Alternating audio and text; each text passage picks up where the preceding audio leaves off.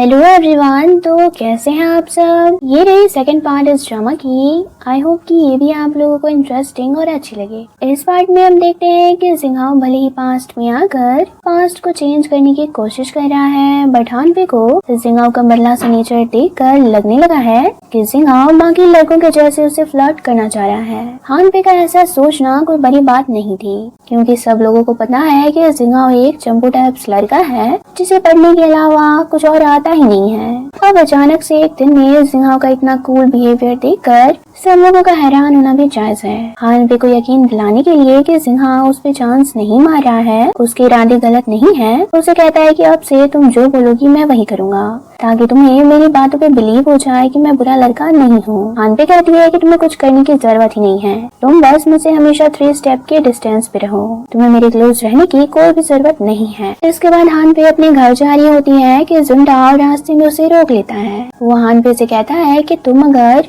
मेरे होने वाले फुटबॉल मैच में मेरे लिए आओगी तो तुम्हें देखकर मैं मैच अच्छा खेल पाऊंगा। हानपे की ब्यूटी को देखकर जुंटाओ हमेशा से उसे अपनी गर्लफ्रेंड बनाना चाहता है, लेकिन हानपे है जो उसे जरा सा भी भाव नहीं देती है। अब हानपे मैच में आने से मना करती है तो जुंटाओ उसका हाथ पकड़ लेता है। ये सब जिंगाओ देखता है और वो फौरन आकर हानपे का हाथ छुड़वाता है। वो जुंटाओ से कहने लगता है कि ये क्या तरीका है, तुम ऐसे किसी को परेशान नहीं कर सकते हो, और तुम बोलो तो हानपे की जगह मैच देखने मैं आ जाऊंगा। जिंगाओ की बातों से जुंटाओ को भयंकर वाला गुस्सा आ जाता है और वो अपने सनकपन में जिंगाओ को मारने के लिए किसी ऑब्जेक्ट को ढूंढने लगता है। लेकिन जिंगाओ भी समझदार होता है, वो जानता है कि जुंटाओ जैसे पहलवान से लड़ने में उसका कोई भी फायदा नहीं है, इसलिए वो लड़ाई झगड़ा करने के बजाय यहाँ से जाकर एक वॉचमैन के पास जाके छुप जाता है। और मजे की बात तो ये है कि ये वॉचमैन थोड़ा खड़ूस है, जिससे जुंटाओ भी डरता रहता है। फिर जुंटाओ और उसके चमचे जिंगाओ के बाहर आने का वेट सारा दिन करते रहते हैं कि एक बार जुंटाओ निकले और फिर ये लोग उसकी पिटाई कर सके।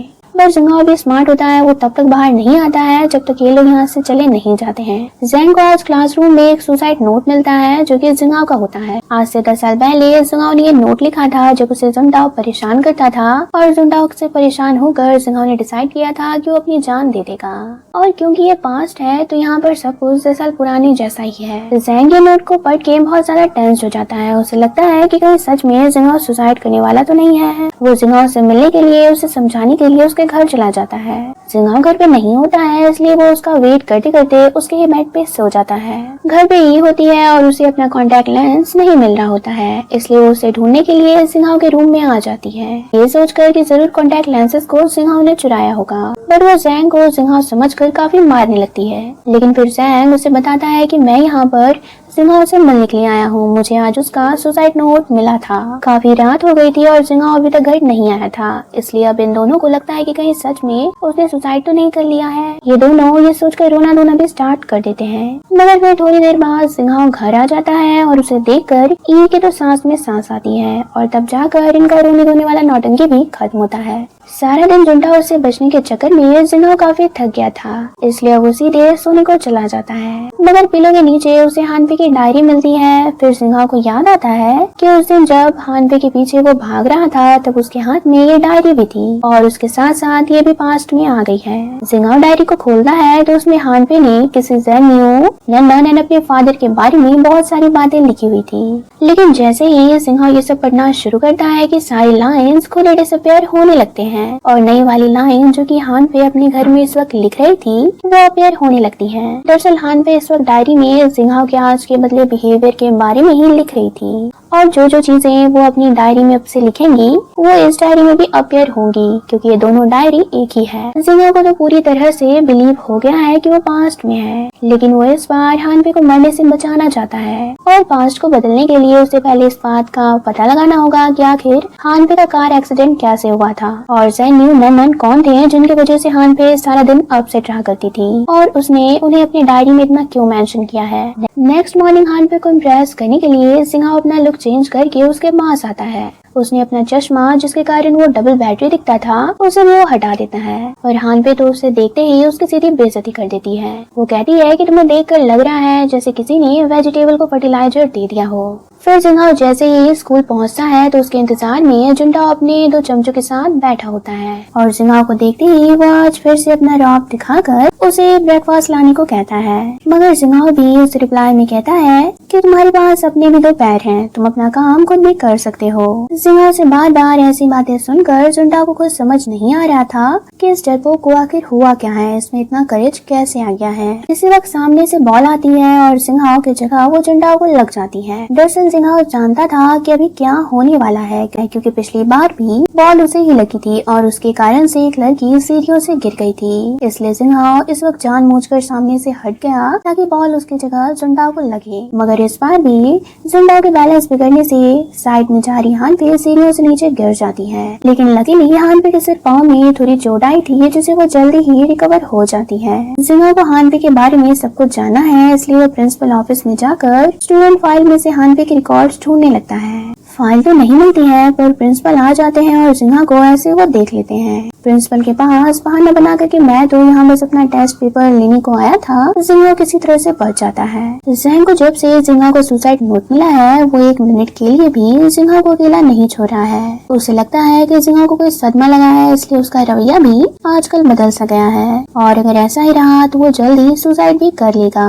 रात में फिर से मौका देकर जिंगहाओ हानपे के रिकॉर्ड्स चेक करने को आता है, मगर हानपे के बारे में उसे कुछ खास डिटेल्स नहीं मिलती है। सिर्फ ये पता लगता है कि हानपे का घर उसके घर के आगे वाली बिल्डिंग में ही है। दोनों का घर इतने पास होने पर भी इनकी पहले कभी मुलाकात नहीं हुई थी, जो कि बहुत स्ट्रेंज है। घर जाकर जिंगहाओ सामने वाली बिल्डिंग की ओर देखने लगता है ताकि उसे पता लगे कि हानपे कौन से फ्लोर पर रहती है। बट इसी वक्त ई उसे विंडो पे बैठे देखकर ये समझ लेती है कि जिंगहाओ फिर से सुसाइड करने की कोशिश कर रहा है। ई का दिमाग भी बिल्कुल जैन की तरह ढक्कन है, क्योंकि जिंगहाओ का रूम ग्राउंड फ्लोर पर है और भला यहाँ से वो कैसे कूद सकता है। यहाँ से कूदने पे तो उसे जरा सी चोट तक नहीं आएगी। फाइनली हमें जैनी को दिखाया जाता है जो कि बहुत बड़ा सिंगर है और अपने न्यू एल्बम की रिहर्सल वो कर रहा होता है। बट उसे अभी किसी का मैसेज आता है और उसका मूड सैड हो जाता है और वो यहाँ से रिहर्सल छोड़ करके भी चला जाता है। यहाँ पर हमें फ्लैशबैक के सीन में दिखाया जाता है कि जैनी और हानपे एक साथ गिटार प्रैक्टिस कर रहे हैं। मतलब हानपे पहले से जैनी को जानती है और जैनी के साथ वो एक ही स्कूल में पढ़ती भी थी। स्कूल में हानपे को एक किटन मिलती है जिसे वो सबसे छुपा कर रखती है और रोज उसे मिलने को भी वो जाती है।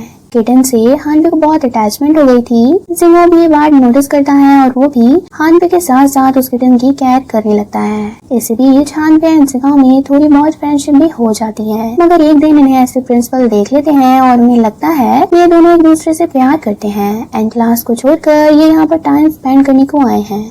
इनके साथ साथ प्रिंसिपल मिस्टर याओ जो कि इन दोनों के क्लास टीचर हैं, उन्हें भी बहुत डांटते हैं। मगर मिस्टर याओ काफी अच्छे टीचर हैं, वो इस मैटर को संभाल लेते हैं और सिर्फ हानपे के लिए वो उस किटन को स्कूल में रखने की बात भी प्रिंसिपल से कहते हैं। रात में जिंगहाओ को एक सपना आता है जिसमें वो हॉस्पिटल में है और एक लड़की जो ये आईसीयू में बेहोश थी वो अचानक से जिंगहाओ के पास आकर कहने लगती है कि यह सब कुछ तुम्हारी गलती है, तुम्हारी वजह से ही ये सब हो रहा है। इस सपने से जिंगहाओ काफी घबराया हुआ होता है, लेकिन फिर भी वीकेंड पे वो सुबह सुबह किटन को देखने के लिए चला जाता है। उसे लगता है कि आज वीकेंड पे हानपे भी किटन को देखने के लिए जरूर आएगी, पर काफी वेट करने पे भी हानपे नहीं आती है। फिर किटन के नेल से जिंगहाओ को स्क्रैच लग जाती है और टेटनस का इंजेक्शन लगवाने के लिए वो पास के एक हॉस्पिटल में चला जाता है। लेकिन हॉस्पिटल आते ही जिंगहाओ को कल रात का सपना अचानक से याद आने लगता है। इसी हॉस्पिटल में हानपे भी आई होती है नन्नन से मिलने के लिए। नन्नन हानपे की बेस्ट फ्रेंड है। दरअसल आज से 1 साल पहले नन्नन और हानपे एक रेस्टोरेंट में खाना खाने को गए थे। वहीं पर गलती से आग लगने के कारण नन्नन की बॉडी पूरी जल गई थी और वो 1 साल से कोमा में है। नन्नन की मॉम को लगता है कि उनकी बेटी के साथ जो भी कुछ हुआ है उसका रीजन हानपे है, क्योंकि जिस रेस्टोरेंट में नन्नन चली थी वहाँ पर हानपे भी मौजूद थी। वो चाहती तो नन्नन को बचा सकती थी। उसकी मॉम फ्रस्ट्रेशन में हानपे को बहुत भला बुरा कह रही होती है और ये सब जिंगहाओ भी देख लेता है। वो आता है और जबरदस्ती हानपे को यहाँ से ले जाता है। हानपे को 1 साल से नहीं मालूम था कि नन्नन हॉस्पिटल में एडमिट है। हानपे के डैड ने उसे झूठ कहा था कि नन्नन का इलाज उसके होम टाउन में हो रहा है। हानपे अपने डैड से पूछती है कि आपने मुझसे झूठ क्यों बोला। उसके डैड कहते हैं कि मैं नहीं चाहता था कि तुम अपने दोस्तों के कारण से और परेशान रहो और अपनी स्टडीज पे ध्यान नहीं दो। यहाँ पर बाप बेटी में काफी बहस होने लगती है जिससे उसके फादर हानपे पे हाथ उठा देते हैं। इसी सीन के साथ ये पार्ट खत्म हुई। मिलते हैं नेक्स्ट पार्ट में। Thanks for watching.